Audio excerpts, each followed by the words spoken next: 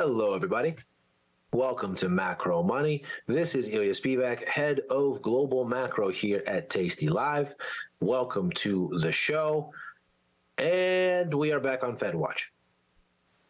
It took us a whole 24 hours to veer into some other topics of interest. But of course, we are back on what has been our workhorse narrative really since the beginning of 2021, which is what is going on with Fed policy and how is it going to continue to drive these markets. Make no mistake, it has been absolutely formative for markets since the middle of 2021 that rates were expected to go up, that they went up aggressively all of last year. And of course, since the beginning of this year, the speculation about where they're going to go, how they're going to get there, has been absolutely formative as well.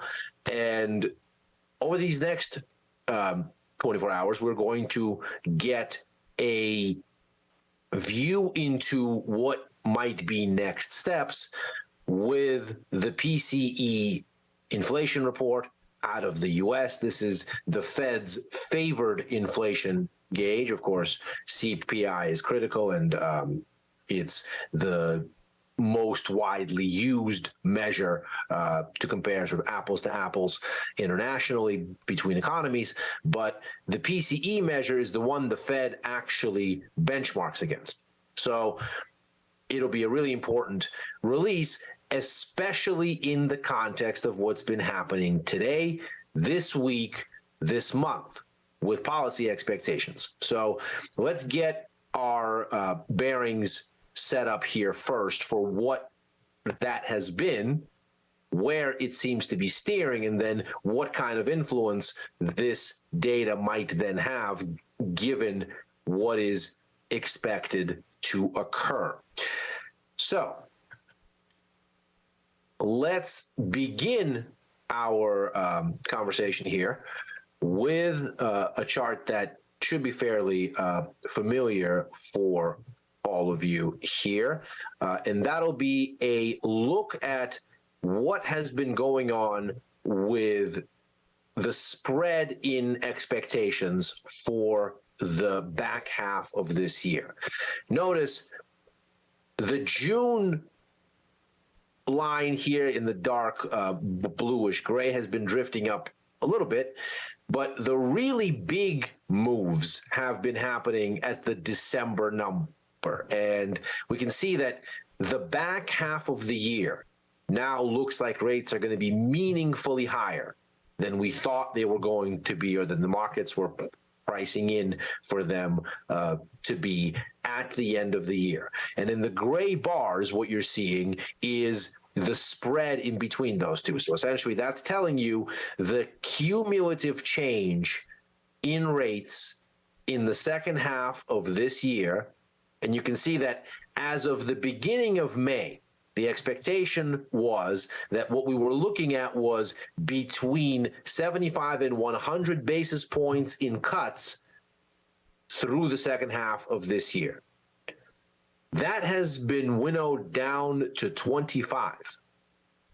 So we have had a move of anywhere between 50 to 75 basis points, give or take, in hawkish readjustment in Fed policy expectations. If we look at what that looks like on a meeting by meeting basis at this point, the upshot is even more eye-catching than that chart we just looked at would suggest, because here what you see is actually the likelihood that between now and the July policy meeting, we're going to have another hike. That isn't something that was in the forecast even as recently as the beginning of this week. So you can see here, in June, it's about a 50-50 shot. So you can see in the number hikes cuts column 0.53, which, as you can see in the percent hike cut column, amounts to 52, almost 53% chance of a 25 basis point hike baked in. So you can see there that the implied rate delta is 13 basis points. So 13 out of 25 basis points have been baked in. The implied rate 5.21, which is still within the current target range. The current Fed target is 5 to 5.25. So that's just barely within that target range. But now look down to July. You can see there that by July, and all of these numbers take as relative the current setting. So you can see by July, we have almost a full hike, 0.99 there in the number hikes cuts column. You can see that about 47% of a hike have been baked in at that stage. And the implied rate delta by then is essentially the full hike. So we're at 0.248 with an implied rate of 5.33. So at that point, we are no longer in the 5 to 5.25 range. We're just into the 5.25 to 5.5 range. And what that 46.5 is telling you is that we're going to get this hike, according to market expectations currently, either in June or July.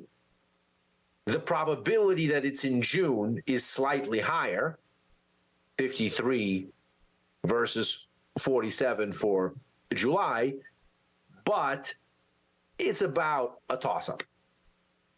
It's about 50-50 at this point for markets, whether this happens sooner or later.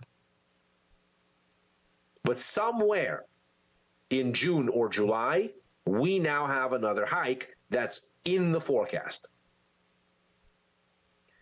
Notice in September, then, we hold steady. There is no meaningful rate change that's baked in there. You can see the implied rate delta is 19 basis points.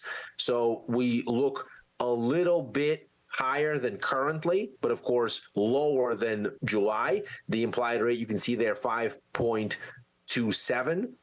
So there's a bit of a sense that we could have a very quick reversal toward cuts, but it's not there yet. It really starts to get there come November, where you can see the drift is starting to occur, and we're back into that 5 to 5.25 on the implied rate. So you're starting to see expectations of a cut begin to build. So by the time you get to November, the reason that you see in the number hikes cuts column such a small number is essentially we are now at a place where there is a hike fully expected for June, July, and by November, again, relative to now, there is almost no change, which essentially tells you that by November, we've given that hike away again. Then come December, the likelihood of cuts starts to bake in. And as you can see there, the first cut that we see really start to take shape there is fully priced in by the time we get to January. So this is obviously a much more hawkish view than we've seen. And you can see the evolution of it still in a very clustered yield curve. So you can see there's been only a modest hawkish shift relative to where we were at the beginning of the month with the last FOMC, relative to where we were last week.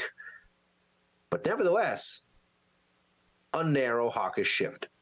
And so, needless to say, this naturally brings up the question of how might markets react, considering how allergic risk sentiment had been all through last year and indeed through the first quarter of this year to rate hike expectations.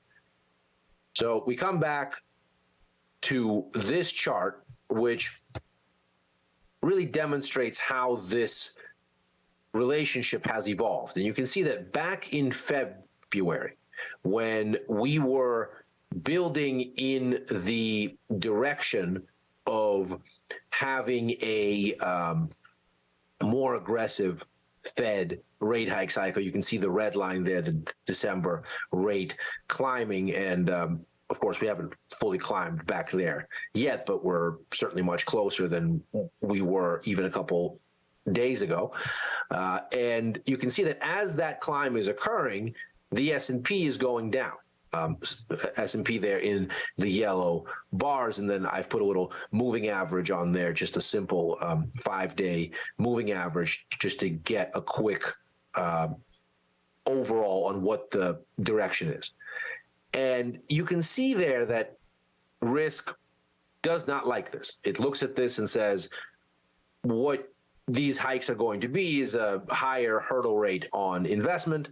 So we're just not going to like that. That's not going to be good for growth. It's not going to be good for earnings. It's not going to be good for really anything that requires financing. And of course, economic activity very much depends on financing to continue. So not surprising there. In February, of course, we have the S&P completely extending lower with a lot of vigor as policy expectations crash. And that's the banking crisis. That's SVB, that's Signature, and all of the fallout there. So the upshift in policy expectations clearly reached a point of enough pain. And you can see since then, an interesting dynamic has developed where as we rebuild, you initially get this sense that there is movement in a positive direction now in parallel between policy expectations and S&P. Initially, that feels like recovery from the panic of the crisis. So the crisis occurs. Fed, of course, is immediately expected to slash rates. There's even a little bit of talk of ending quantitative tightening, which is the unwinding of the Fed's QE holdings off its balance sheet. And not surprisingly, stocks run for the hills. As policymakers move to contain the crisis and are generally successful, both rebuild. We then get a sense that we get a sort of idling once we get back to kind of where we started. Notice once the S&P essentially climbs back to around 4,200, so we started here and we got back to here. Now you have a sort of sense of idling. And here, policy expectations get anchored. It is right here now that we find ourselves asking, well, how is this different from this? And how risky is it that we go from this to this? As we look at something like what's going on here, it also helps to get some confirmation from what's happening cross-market. And it's much the same story when we relate what's happening with the dollar and these policy expectations. So again, going into the SVB-led banking crisis here, you get what you might expect. As rates build, that increases the dollar's yield appeal. The dollar is going higher. Then SVB shakes up the Etch-a-Sketch. Everything resets. Dollar declines. Note it is very much acting the safe haven here because it doesn't actually start to decline until we get a semblance of a bottom on policy expectations, which means the fear of imminent collapse is receding. And then as you get into this period, there's a brief risk on-off dynamic here where you can see policy expectations decline, but the dollar goes higher, ostensibly because there is a concern about growth and the dollar is still behaving as a haven. But here, things have changed again. So what we're looking at, interestingly, and what really marks an important difference from how these markets have behaved really since the beginning of last year, is you have policy expectations going up, the dollar is going up, and stocks, if anything, aren't going down. So you might say they've drifted toward the top of their recent range through much of this, but they're certainly not crashing. They're certainly not doing this. Even as the dollar gains, even as policy expectations rebuild. And so attempting to make sense of this just by way of stage setting, we seem to arrive at this idea that this probably reflects the other big risk in the market being somewhat downgraded. So if the banking crisis is what the markets were sort of digesting from early February through April, and that's kind of this transformational period after an explosive bump in the road that we see on the charts here, and that sort of marks the evolution of what's going on. The other big thing is, of course, the U.S. debt ceiling.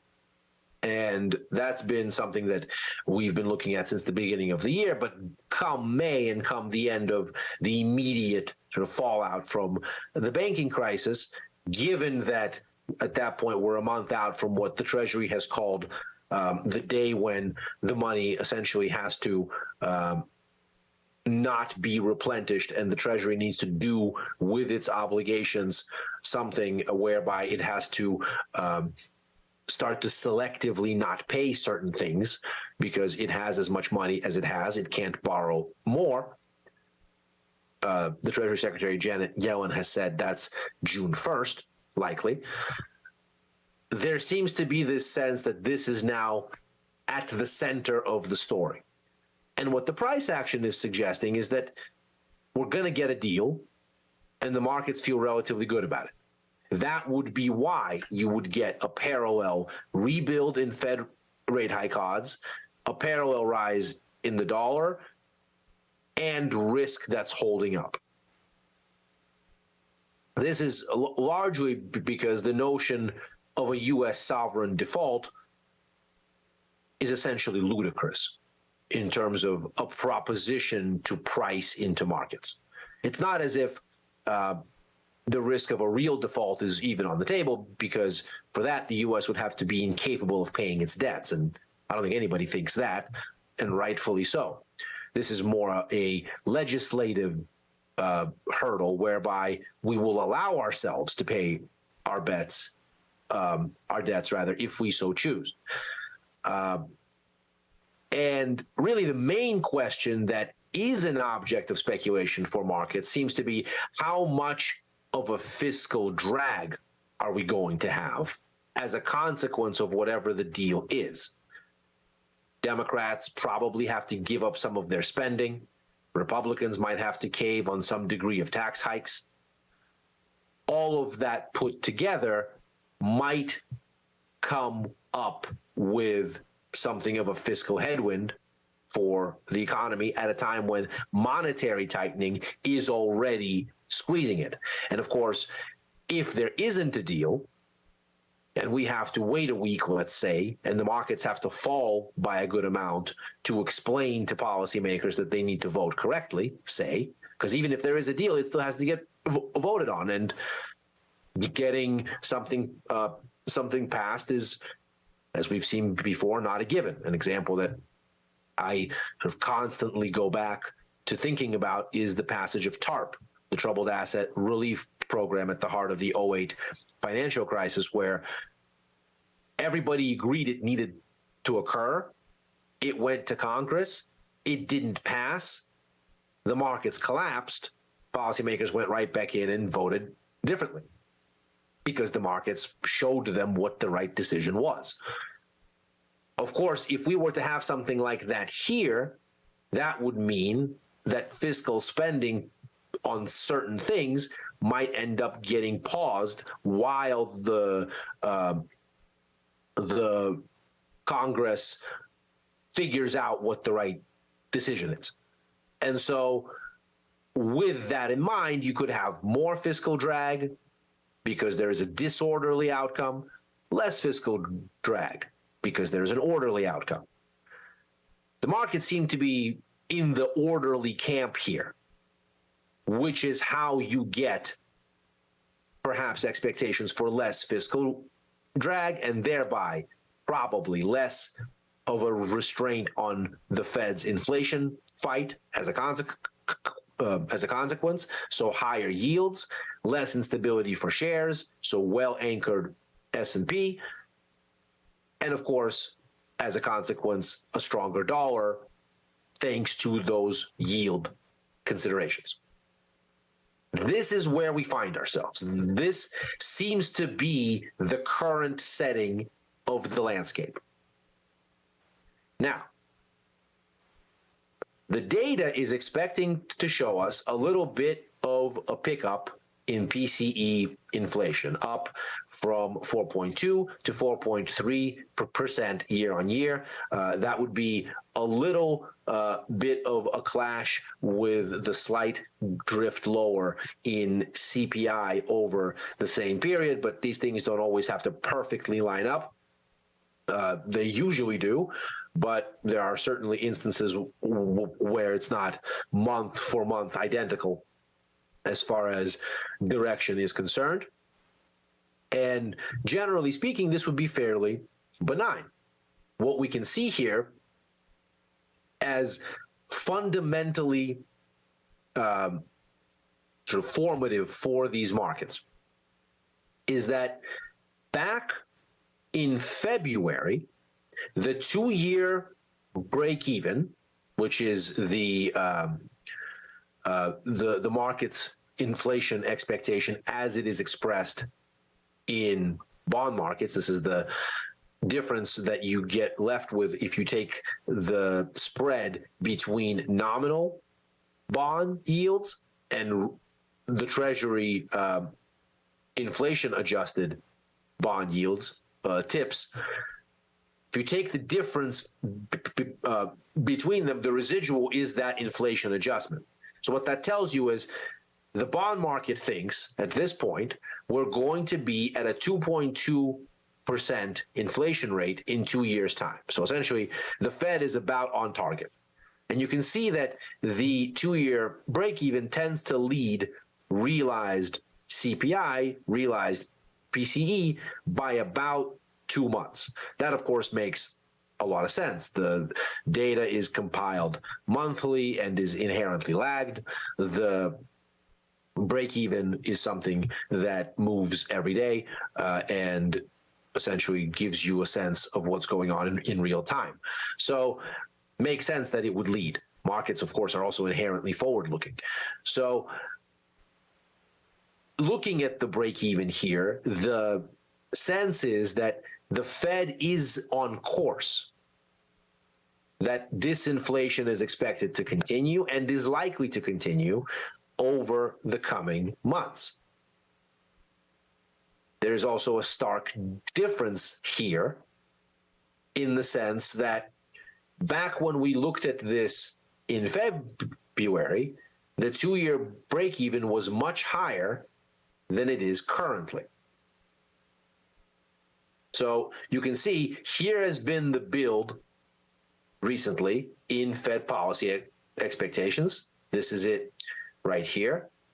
Inflation expectations have perked up a little bit at the same time. That sort of speaks to the idea that this is likely some kind of a debt ceiling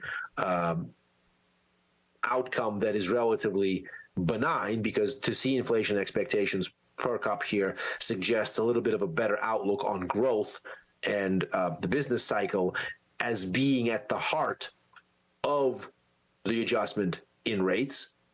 So some level of economic brightening in the outlook seems to be what we're looking at.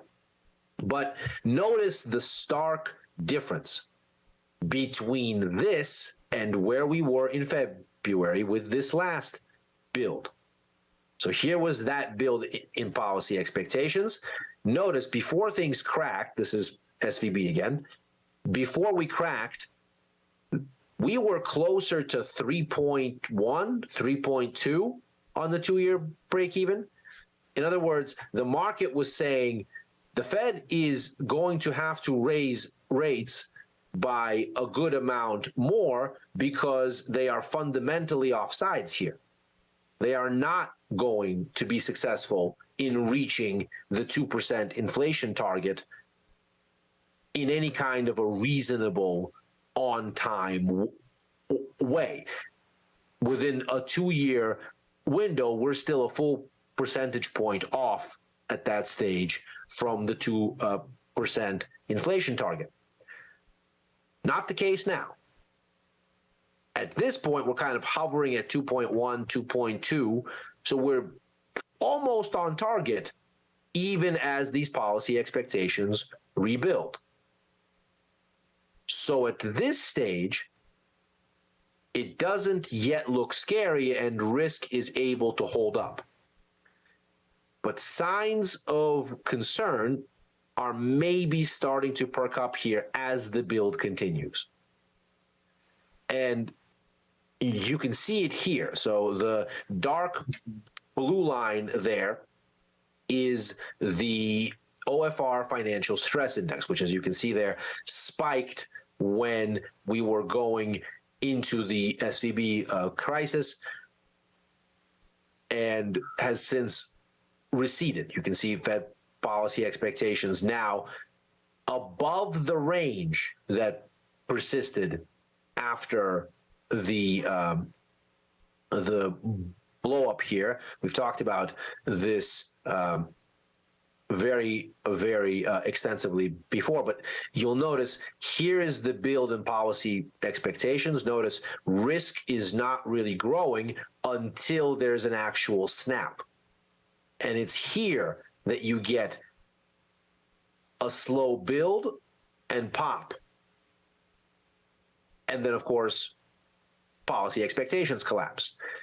Handling of the crisis successfully by policy officials seems to have brought the risk back down, but rate hike expectations hadn't rebuilt, ostensibly because of what we just saw with the break even. So at this point, with a break even at about 2 rather than about 3, there wasn't that catalyst. You can see now we're actually above where this range is as of today. And you can see that as we get above it, a bit more credit stress is starting to perk up. Now, it's still very modest, but we should note the build starts here. Credit risk does not start going higher. This entire way, it actually is pointing lower and lower and is in its range. Today, when we get above this range top and we start to get closer into this area here, this is starting to respond. So to see it respond is important and very much something that I have in my mind to keep an eye on, because it is here that we start to see worries about maybe this is going to hurt broader markets. You can see that here. Here is that same stress index, which you can see has been holding relatively steady. So too has the S&P. So at this point, you can see the consequences of this Fed build have so far not resulted in a risk-off scenario. This is looking another way at what we were looking at here. However, now that we are seeing, as of today, a bit of an upshift in financial stress, that calculus might be changing.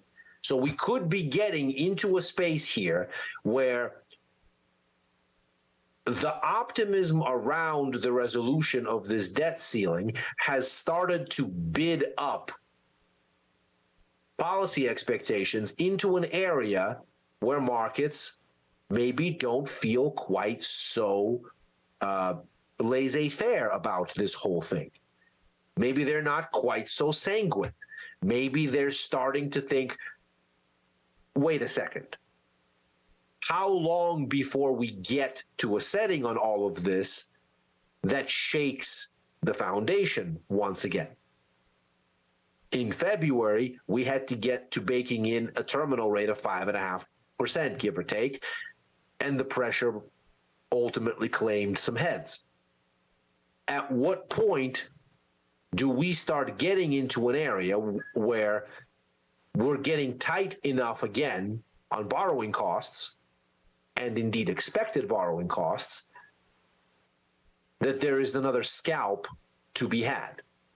And so this is why the perking up of credit risk is so important going into this data.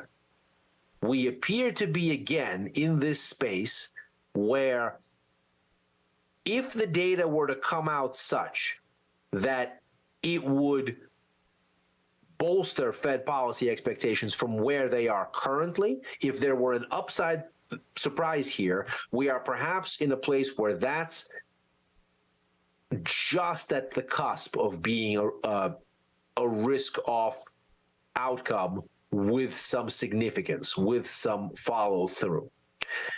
Now, so far, if we look at U.S. economic data, the way it's performed relative to expectations, we can see that over the past, call it month and a half or so, maybe a little bit longer, economic data has actually been deteriorating relative to baseline expectations. Ostensibly, that's how we are at, again, a two-year break even at 2%, give or take, versus 3%.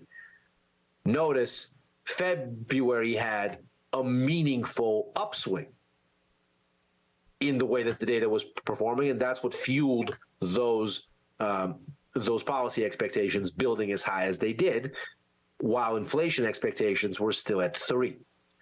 We're not there now, but you can see that the index might be starting to carve out something of a bottom. Economic data might be starting to get a little bit more of a positive tone to it. We had a GDP revision earlier today that brought it higher. We had jobless claims numbers that looked better. So there might be some sense here that perhaps the data is starting to stabilize and maybe even starting to turn a corner. If we get a PCE number then in line with this recent basing that is a little bit better than expected, that edges up somewhat, and by the way, we have from CPI a lead in the opposite direction, as you can see here, but again, these do not have to be at all 1-to-1. If we have then a PCE number that registers perhaps even a little bit hotter than anticipated, that might well juice this Fed rate hike outlook further. That might give it more follow-through, but in this environment, that could mean more credit stress. And if that's the case, the S&P might fall out of bed on those numbers. And that is macro money for today. Thanks very much for joining me. As ever, I am here Monday through Thursday right after Overtime, which is a show that we do with Chris Vecchio, head of Futures and Forex here at Tasty Live, where we break down the day's events and try to make sense of them. I'm on with Chris again for Futures Power Hour on Friday. Chris is out actually for tomorrow's show, so there'll be a special guest for you folks on that show. I'll be there, of course. I am back on Sunday for First Call with Tom and Tony. And outside of the shows, I opine on Twitter at Ilya Spivak. Have a great rest of your week, everybody. This is the last episode of Macro Money for this week. We come back Monday. No, we don't. That's Memorial Day. Scratch that. We come back Tuesday next week. Till then, good luck out there. Happy trading.